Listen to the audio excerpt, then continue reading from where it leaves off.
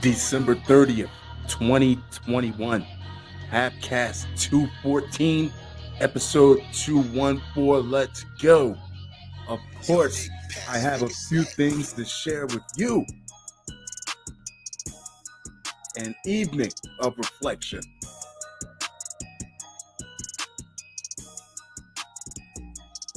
Shall we? Florida will party on New Year's Eve as cases hit record highs. Nobody cares.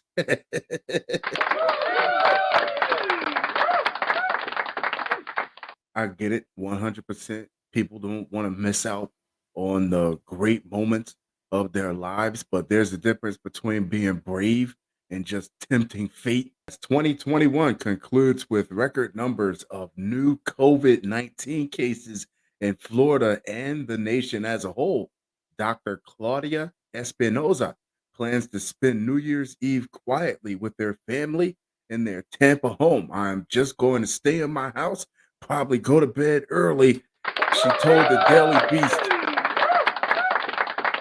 There's a difference between being brave and being smart, because you hear stories all across the country that either one, hospitals, or they don't have beds, or number two, they just don't have the staff. So I don't want to get caught in a position where I'm needing either if I can avoid it. But she knows that even though Florida reported 46,923 cases in a single day, many people will be gathering to ring in 2022. I know that nobody cares. Espinoza, a pediatric infectious disease specialist at the University of South Florida, said a lot of people are going to get together and then we are going to have more cases. That's just the way it's going to be. That whole statement sounds like she's exhausted. Like she knows that it's beyond prevention at this point, that nobody is concerned with prevention. She added, it's discouraging because here we are again, just being the same. You don't learn. Yeah, exactly. Less than a month ago, COVID-19 in Florida seemed to have subsided into a manageable menace. Nearly two-thirds of Floridians were vaccinated. More than 4 million in the state had been infected and received a measure of immunity. Florida Governor Ron DeSantis remained sunnily optimistic at a December 17th press event as a new COVID variant with a Frankenstein mix of mutations was spreading from South Africa to America. He suggested that anybody who did get sick could simply get an infusion of monoclonal antibodies, such as President Trump received after getting COVID. The governor's newly appointed Surgeon General Joseph Ladapo mocked states that were seeking to fight the virus with mandates for vaccines, face coverings, and testings. What type of Surgeon General mocks states for using mandates, face coverings, and testings? Those are tools that you use, and hopefully people catch on to common sense and buy you a little bit of time until you can find a way to fight this thing indefinitely. Someone who gets paid to mock those states, that's who.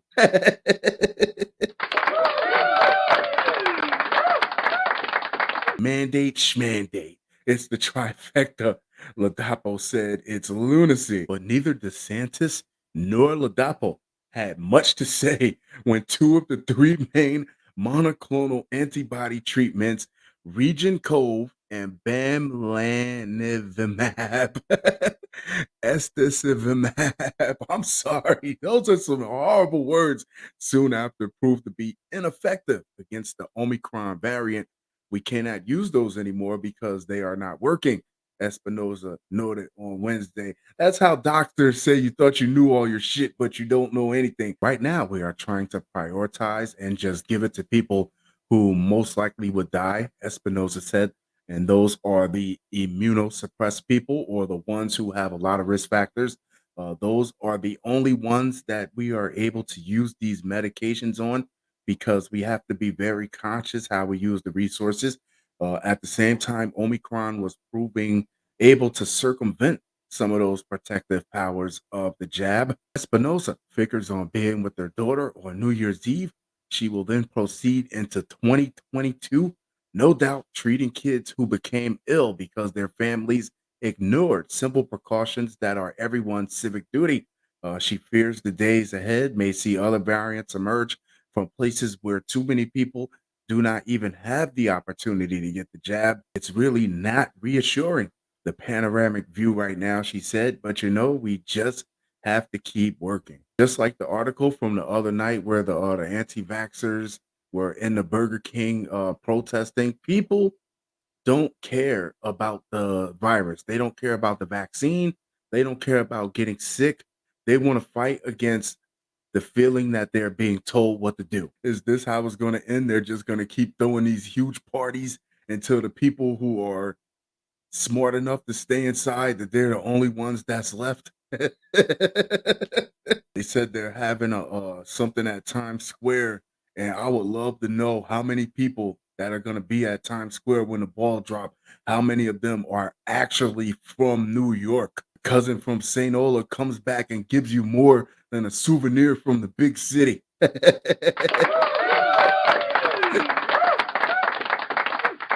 Next up, if you like the show, subscribe, leave a comment.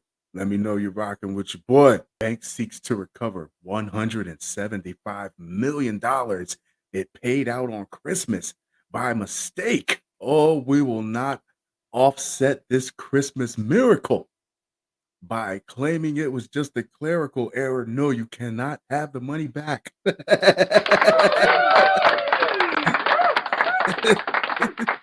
Santander's UK bank is seeking to recover $175 million, 130 million euros, I think that is, and paid out on Christmas Day. By mistake, it wasn't no mistake. There is no mistake in the grand plan.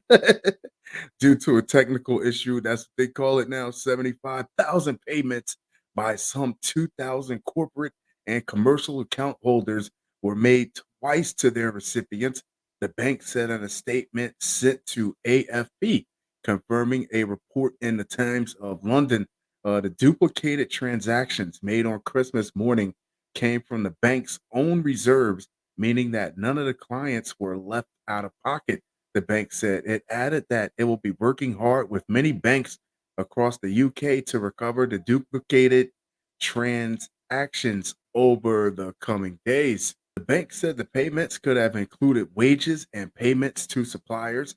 The Times reported that the statements were made to accounts in numerous UK banks, which are now being asked by Santander to recover the money. I would be concerned to find out if the money would be coming back out of my account, that it wasn't my fault that the money got deposited in my account, or would somebody else be willing to take on the responsibility to smooth everything out and make sure everything gets back in place? One bank told the newspaper that it would be reluctant to recover the funds if the account holder had already spent the unexpected windfall, and this would tip them into overdraft. That's what I would be concerned about. The bank said the error was caused by a scheduling issue, which we quickly identify and rectify. But who's going to pay for that if now I'm like six, seven, eight, 20, 30, $40,000 or euros in the hole? The bank said the error was caused by a scheduling issue, which we quickly identified and rectified. I'm not trying to have this money taken out of my account and be in the negative because somebody else picked community chest. It is a banking error in my favor. Next up, Florida man accused of spending $2 million of COVID relief money on cars and watches. It should not read that the Florida man was accused of spending 2 million. It should read that somebody gave that man 2 million.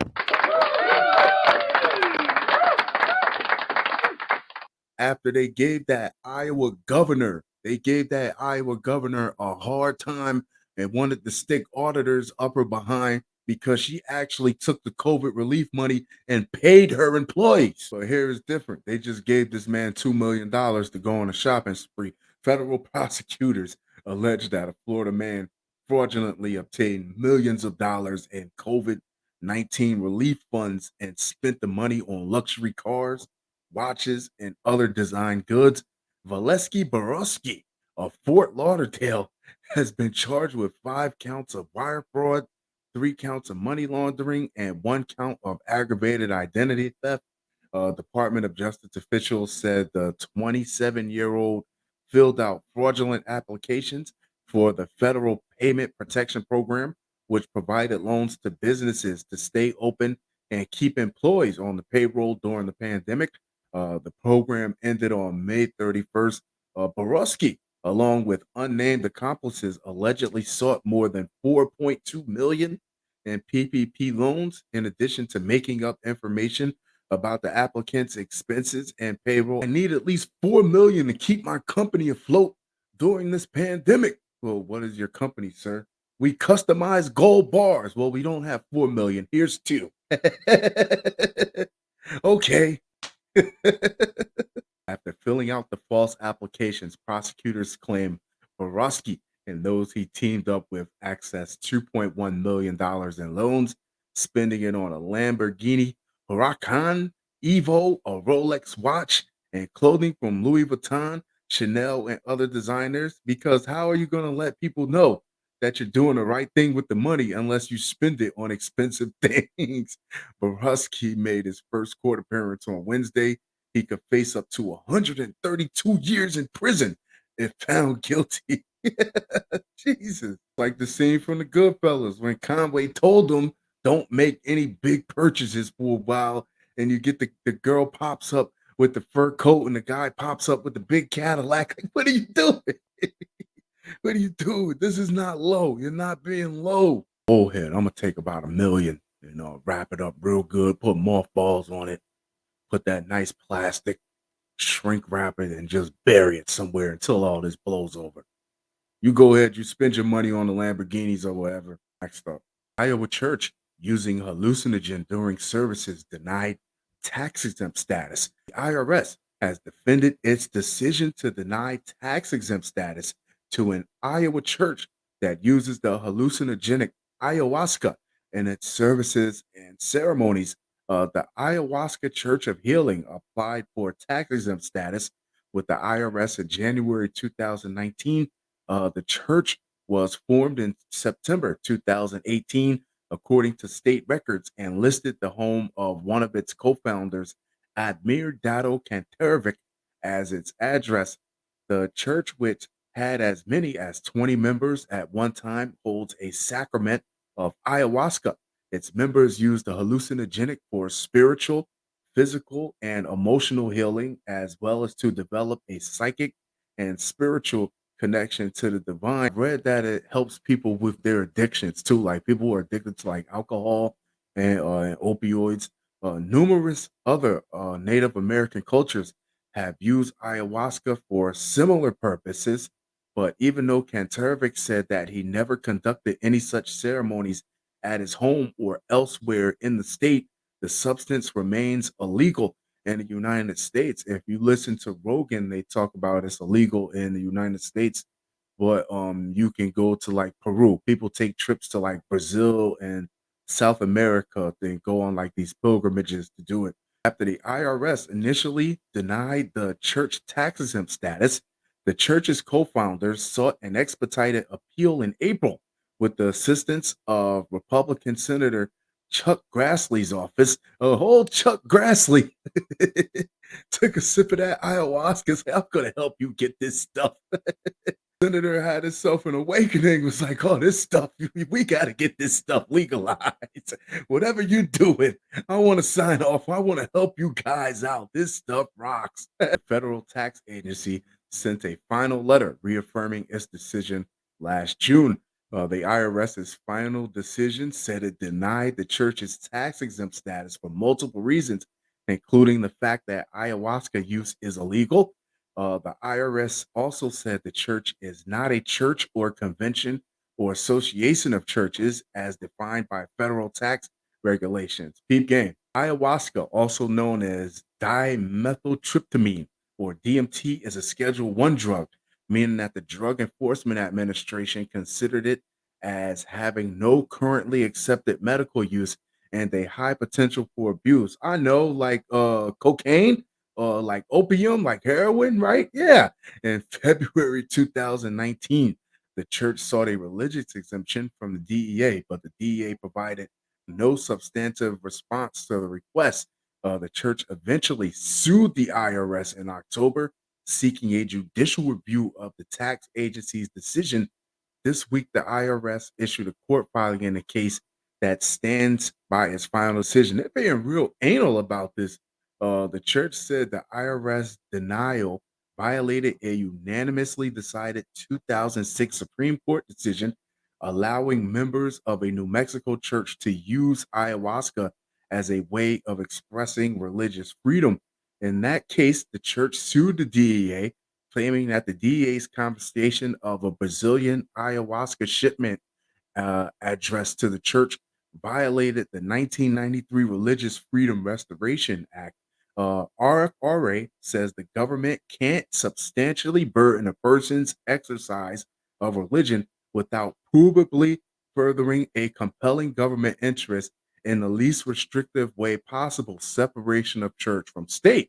Ruling compare ayahuasca to peyote, a hallucinogenic that also contains mescaline, a substance criminalized by the DEA.